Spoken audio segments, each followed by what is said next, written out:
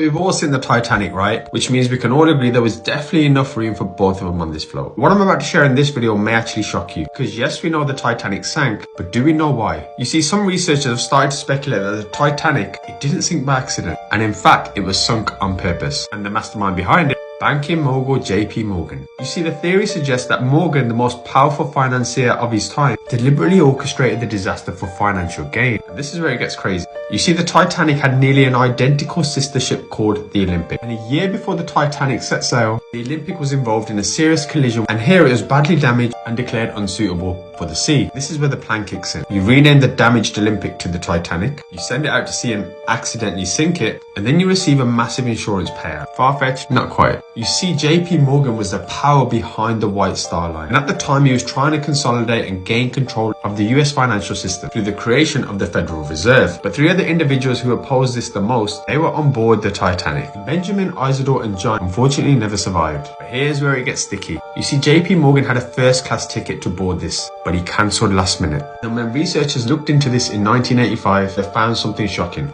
The metal plating was bent outwards, suggesting an explosion within the ship and not just the impact of the iceberg, which means the ship was already doomed before it hit the iceberg. And what makes it even more sus is that no investigation took place when they arrived back in England. No one was held responsible, and the US government and the British officials simply closed the case. However, JP Morgan, meanwhile, went on to establish the Federal Reserve the very next year and secured himself as the most powerful banker in history.